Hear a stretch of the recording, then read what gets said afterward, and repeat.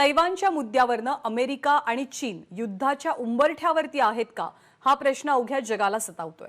तैवानचं सार्वभौमत्व धोक्यात आल्यास अमेरिका तैवानच्या संरक्षणासाठी चीन विरोधात उभी ठाकेल अशी भूमिका अमेरिकेचे राष्ट्राध्यक्ष जो बायडेन यांनी घेऊन चीनला एक प्रकारे दम भरलेला आहे। तर तैवानला कोणताही चुकीचा संदेश दिला जाऊ नये असं प्रत्युत्तर चीननं अमेरिकेला दिल्याचं कळतंय।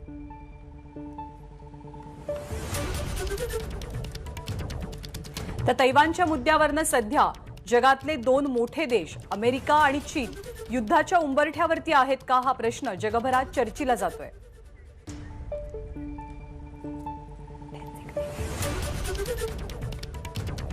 आणि या संदर्भात बोलण्यासाठी आंतरराष्ट्रीय विषयाचे अभ्यासक आंतरराष्ट्रीय राजकारणाचे अभ्यासक शैलेंद्र देवळणकर सर सध्या आपल्या सोबत आहेत। सर गुड मॉर्निंग, आपलं स्वागत आहे।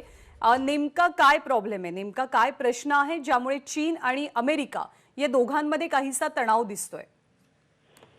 मला असं वाटतं की या बाबतीमध्ये खऱ्या अर्थाने पहिल्यांदा तैवानचा प्रश्न हा चीन आणि अमेरिकेमध्ये अत्यंत गंभीर अशा स्वरूपाचा बनलेला आहे।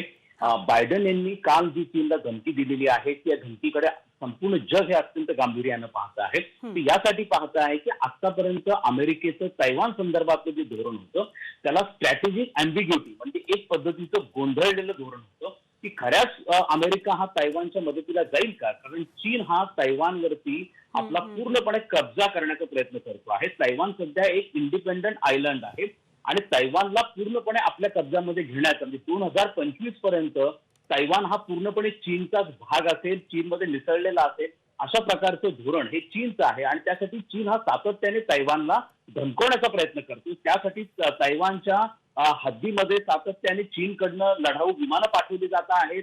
त्याचप्रमाणे चीन आणि तैवान सीमेवरती मोठ्या प्रमाणावरती सैन्यांची कुमक ही चीनकडनं वाढवली जाते आहे आणि एक पद्धतीने तैवानवरती दबाव आणण्याचा प्रयत्न हा चीनकडनं होतो आहे। दरम्यानच्या काळात या प्रसंगी जर चीनने तैवानवरती हल्ला केला, आक्रमण केलं तर अमेरिका काय भूमिका घेईल या संदर्भामध्ये यापूर्वी देखील अमेरिकन राष्ट्राध्यक्ष यांच्या कोणत्याही वक्तव्यामध्ये स्पष्टता नव्हती। मात्र बायडन यांनी काल ही जी पूर्ण अस्पष्टता होती ती दूर केलेली आहे आणि त्यांनी हे सांगितलेलं आहे की जर चीनने तैवानवरती हल्ला केला तर अमेरिका तैवानच्या सार्वभौमत्वाच्या रक्षणासाठी पुढे येईल, अमेरिका या युद्धामध्ये उतरेल आणि तैवानवरचा जो हल्ला आहे चीनचा तो अमेरिकेवरचा हल्ला आहे अशा पद्धतीने गृहीत धरला जाईल। त्यामुळे एक पद्धतीने हा एक सामूहिक सुरक्षिततेचा कराराच्या दृष्टिकोनातनं याकडे पाहिलं जातं। आपण हेही बघितलं पाहिजे की अमेरिकन काँग्रेसने केवळ एका देशासंदर्भामध्ये अशा प्रकारचा कायदा मंजूर केला ज्याला तैवान रिलेशनशिप ऍक्ट असं म्हणतात। हा कायदा तैवानला पूर्णपणे शस्त्रास्त्रांची मदत करण्यासाठी केलेला आहे आणि तैवानच का एवढा महत्वाचा बनला हे पण आपण लक्षात घ्या। पण स्टेट ऑफ तैवान म्हणजे तैवानची जी समुद्रभूमी आहे ही आंतरराष्ट्रीय राजकारणामध्ये व्यापाराच्या दृष्टिकोनातून अत्यंत महत्वाची आहे। जर तैवान हा चीनच्या कब्जामध्ये गेला तर या स्टेट ऑफ तैवानवरती पुन्हा चीनचा ताबा निर्माण होईल आणि या स्टेट ऑफ तैवानमध्ये चीन पुन्हा एकदा अणुपरीक्षण करू शकतो, त्या ठिकाणची जकात वाढवू शकतो आणि त्यामुळे दक्षिण कोरिया आणि जपानला जी मोठ्या प्रमाणावरती तेल वाहून घेणारी जहाजं आहेत जी स्टेट ऑफ तैवान मधले जातात त्यांच्या जाण्यामध्ये फार मोठा अडथळा निर्माण होऊ शकतो। दक्षिण कोरिया, जपान, फिलिपाईन्स अमेरिकेचे मोठे मित्र देश आहेत। त्यामुळे कोणत्याही परिस्थितीमध्ये चीनचा कब्जा हा तैवानवरती झाला नाही पाहिजे आहे या दृष्टिकोनातून अमेरिका प्रयत्न करते। अमेरिकेसाठी एक बार्गेनिंग कार्ड आहे आणि यासाठी जपानने देखील यापूर्वी आपली भूमिका स्पष्ट केलेली आहे। जपान देखील असं म्हणतो आहे की जर चीनने तैवानवरती हल्ला केला तर तो जपानच्या विरोधात असेल। आणि शेवटचा मुद्दा मी आणखी ऍड करू इच्छितो की नुकतंच जो अमेरिकेने ऑकस हा करार केला आहे ऑस्ट्रेलिया बरोबरचा याचा देखील उद्देश हा देखील चीनने तैवानवरती हल्ला करू नये हाच आहे। पण या ऑकसच्या माध्यमातून अमेरिका ऑस्ट्रेलियाला एक न्यूक्लिअर सबमरीन तयार करण्यासाठी मदत करणार आहे आणि ही nuclear submarine strait of Taiwan मध्ये गस्त घालणार आहे। कारण याची ही एक अरेंजमेंट आहे की यामध्ये जर हे युद्ध खूप भडकलं तर याच्यामध्ये कदाचित अप्रत्यक्षपणे भारत उतरेल, भारताकडे जबाबदारी असेल स्टेट ऑफ मलाक्काच्या संरक्षणाची, ऑस्ट्रेलियाकडे जबाबदारी असेल स्टेट ऑफ तैवानच्या संरक्षणाची आणि अमेरिका साऊथ चायनामध्ये चायना बरोबर लढेल। ही एक ग्रँड स्ट्रॅटेजी आहे जी बायडननी यावेळी बरोबर ही स्ट्रॅटेजी आणि तुम्ही म्हणता तसं अमेरिकेसाठी कुठेतरी एक बार्गेनिंग कार्ड आहे जर खरंच हे युद्ध झालं तर आपल्या देशाची, भारताची भूमिका काय असेल, आंतरराष्ट्रीय पातळीवरती सर्व देशांवरती त्याचे कसे परिणाम होतील, याविषयी आपण निवृत्त लष्करी अधिकारी सतीश ढगे सर यांच्याशी संवाद साधूया. सर, गुड मॉर्निंग, आपलंही स्वागत आहे. युद्धाची एक प्रकारे दरपोक्ती केली जाते आहे, अमेरिकेकडनं चीनला इशाराही दिला गेलाय. जर युद्ध झालं तर भारत काय भूमिका घेऊ शकतो आणि आंतरराष्ट्रीय समुदायावरती युद्धाचे कसे परिणाम पडसाद उमटू शकतात?